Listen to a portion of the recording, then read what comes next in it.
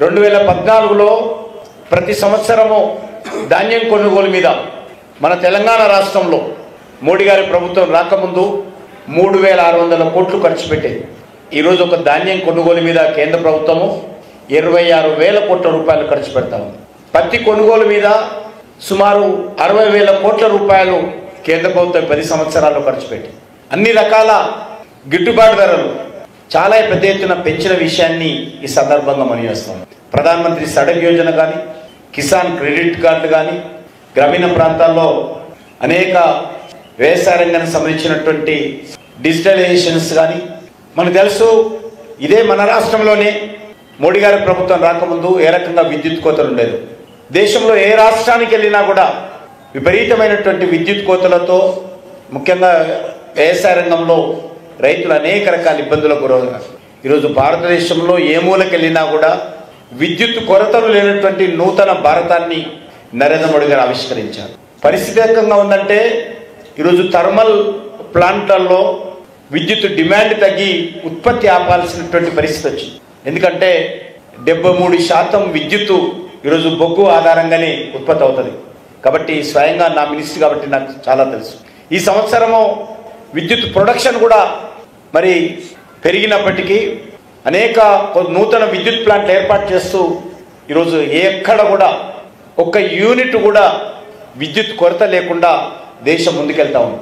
దేశంలో ఈరోజు వాణిజ్య అవసరాలకు కానీ, పారిశ్రామిక అవసరాలకు కానీ, గృహ అవసరాలకు కానీ విద్యుత్ డిమాండ్ పెరుగుతున్నప్పటికీ కూడా కొరత లేకుండా చూస్తున్నటువంటి ప్రభుత్వము నరేంద్ర మోడీ గారి ప్రభుత్వం. దేశమంతా కూడా వన్ నేషన్ వన్ గ్రిడ్ ఏర్పాటు చేసి ఈరోజు భువనగిరిలో విద్యుత్ ఉత్పత్తి అవుతే భువనేశ్వర్ కూడా సరఫరా చేసేటువంటి సౌకర్యం, భువనేశ్వర్లో విద్యుత్ ఉత్పత్తి అవుతే భువనగిరికి కూడా అందించేటువంటి సౌకర్యం ఈరోజు మోడీ గారి ప్రభుత్వము నేషనల్ గ్రిడ్ ఏర్పాటు చేసి దేశమంతా కూడా కనెక్టివిటీ చేస్తూ ఉన్నారు. అంతేకాకుండా వ్యవసాయ ఉత్పత్తులకు గిట్టుబాటు ధర కోసం మరి దేశమంతా ఒక యూనిట్ కింద సహాయ సహకారాలు అందిస్తూ ఉన్నాం. దేశంలో ఈరోజు పేద ప్రజలకు సంబంధించి మన్రేగాకు సంబంధించినటువంటి బడ్జెట్ను కూడా పెంచిన విషయాన్ని ఈ సందర్భంగా మనవిస్తా ఉన్నాను. ముఖ్యంగా నేను ఈ సందర్భంగా ఒకటే ప్రశ్నిస్తూ ఉన్నాను. గ్రామీణ ప్రాంతాలకు సంబంధించి ముఖ్యంగా గ్రామ పంచాయతీల అభివృద్ధి కోసము నరేంద్ర మోడీ గారి ప్రభుత్వము అన్ని రకాలుగా ఈరోజు అండగా నిలబడింది. నేను గ్రామ పంచాయతీ ఎన్నికల సందర్భంగా నేను గ్రామీణ ప్రజలను కోరుతా ఉన్నాను.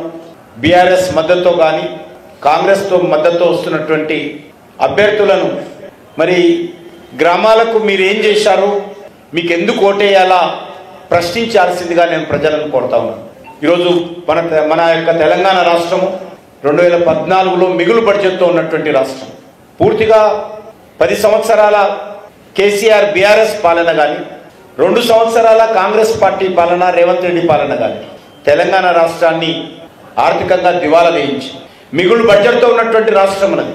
ఈరోజు రిటైర్ అయినటువంటి ప్రభుత్వ ఉద్యోగస్తుల బెనిఫిట్ ఇవ్వాలంటే భూములు అమ్మందే ఈరోజు బెనిఫిట్స్ ఇవ్వలేనటువంటి పరిస్థితి, జీతాలు ఇవ్వలేనటువంటి పరిస్థితి, భూములు అమ్మందే, అప్పులు చేయందే ప్రభుత్వం ఒక్కరోజు కూడా నడవలేనటువంటి పరిస్థితి ఈరోజు తెలంగాణలో వచ్చింది.